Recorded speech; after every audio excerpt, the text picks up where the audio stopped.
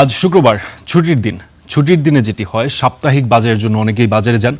সেই ব্যাপারটিকে আরও সহজ করতে, দাম সম্পর্কে আপডেট করতে আমাদের সহকর্মীরা বিভিন্ন বাজারে দাম দর পর্যবেক্ষণ করছেন। আমরা রাজধানী এবং নওগাঁয়ে যুক্ত হব। শুরুতেই রাজধানীতে যেতে চাই, সহকর্মী আফরোজা লামিয়া আমাদের সঙ্গে যুক্ত হবেন। লামিয়া, কেমন দেখছেন বাজার পরিস্থিতি, দরদাম সম্পর্কে আমাদের জানাবেন। ফারদিন, ধন্যবাদ আপনাকে।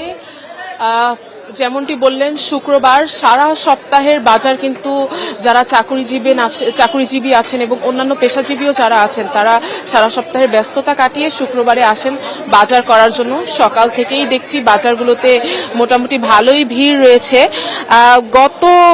বিগত সপ্তাহগুলোতে আমরা জানাচ্ছিলাম, ঈদের আগ থেকেই প্রতি সপ্তাহে বাজারের যে পরিস্থিতি আমরা দেখে আসছি, বাজার কিছুটা অসহনীয় পর্যায়ে আছে, এমনটাই অভিযোগ করে থাকেন ক্রেতারা। আজও যখন বাজারে আসলাম, তারা বলছেন যে বাজার হাতের নাগালে আসলে নেই, সবকিছুর দামই বাড়তি।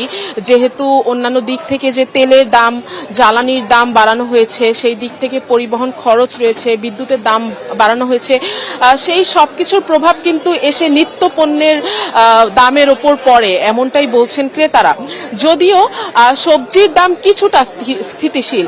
যেই সকল মৌসুমী সবজি রয়েছে, করলা, বেগুন, এই সব কিছুর দাম আগের তুলনায় একটু কম বলবো, কারণ হচ্ছে আগে যেখানে 80 টাকা 70 টাকা কেজিতে বিক্রি হতো, সেই সব সবজি, পটল, বেগুন, করলা, এই সব কিছু 50 থেকে 100 টাকার মধ্যে এখন বিক্রি হচ্ছে।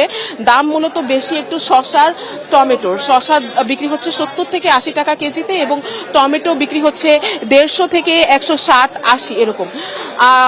অন্য খবর যদি জানাতে চাই, যে মাছের বাজারের পরিস্থিতি কিন্তু একটু অস্বস্তির, কারণ প্রতিটা মাছের দামই কিছুটা বাড়তি। রুই বিক্রি হচ্ছে 400-450 টাকা কেজিতে, পাঙাশ বিক্রি হচ্ছে 300 টাকা কেজিতে। এছাড়া অন্যান্য মুদি বাজার যা আছে, মুদি বাজারেও কিন্তু যেটা দেখলাম যে বিভিন্ন ধরনের চাল প্রতি কেজিতে 2 থেকে 4 টাকা পর্যন্ত বেড়েছে।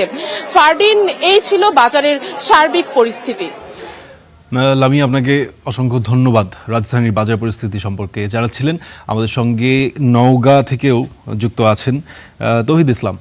তৌহিদ আমাদের জন্য অপেক্ষা করছেন। তৌহিদ, আমাদের একটু জানাবেন, আপনি একটি কাঁচা বাজারেই অবস্থান করছেন, আমরা দেখতে পাচ্ছি। সেখানে দাম দর কেমন দেখছেন? ক্রেতার যারা আসছেন তাদের কোনো অনুযোগ রয়েছে কিনা? ফারদিন, সাপ্তাহিক আসলে কাঁচা বাজারের যে আমদানি সেটি ভরপুর বলা চলে এবং বেচা বিক্রিও অন্যান্য দিনের তুলনায় আজকে একটু বেশি হয়ে থাকে, কারণ শুক্রবারের দিন অনেকেই সরকারি চাকরিজীবী থাকেন, বিভিন্ন পেশায় যারা থাকেন, চাকরি করেন, তারা আসলে সপ্তাহের ছুটির দিনটা আসলে বেছে নেন বাজারের জন্য।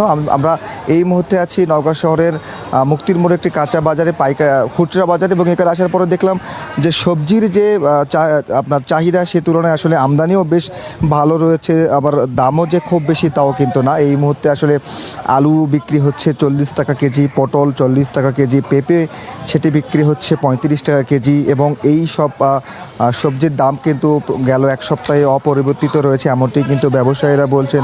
এছাড়া বেগুনের দাম কিছুটা বেড়েছে। 2 দিন আগেও যে বেগুন বিক্রি হয়েছে 50 টাকা কেজি, সেই বেগুন কিন্তু আজকে বিক্রি হচ্ছে 70 টাকা কেজি, অর্থাৎ বেগুনে কিছুটা দাম বেড়েছে। শসা দাম বেড়েছে। শসা আগে বিক্রি হয়েছে 60 টাকা কেজি, সেই শসা কিন্তু আজকে বিক্রি হচ্ছে 80 টাকা কেজি, যদিও এটি আসলে দেশীয় জাতের যে শসা সেটি। এছাড়া বরবটি 40 টাকা, কাঁচামরিচ 40 টাকা এবং গাজর 120 টাকা কেজি বিক্রি হচ্ছে। এবং ব্যবসায়ীরা বলছেন, যেহেতু নওগাঁতেই এই সবজিগুলো আসলে চাষ হয়, যার কারণে দাম কিছুটা হাতের নাগালে আছে। যদিও আমরা যারা পাইকারি ব্যবসায়ী রয়েছেন তাদের সঙ্গে কথা বলেছি, তারা আসলে বলছিলেন যে নওগাঁর সবজি বাজার স্থিতিশীল থাকলেও এই সবজিগুলো যখন দেশের অন্য জায়গায় যায়, বিশেষ করে রাজধানী সহ বড় বড় যেসব বাজারগুলোতে যায়, তখন কিন্তু এই সবজির দাম আসলে বৃদ্ধি পায়। তবে যেহেতু আবহাওয়া ভালো আছে, সবজি আসলে নষ্ট হচ্ছে না, আপনার যারা চাষ করছেন তারা খুব সহজেই সবজি নিয়ে আসতে পারছেন বাজারে। সব মিলে এখন এই মুহূর্তে সবজির দাম কম বলা চলে। ফারদিন, ধন্যবাদ আপনাকে।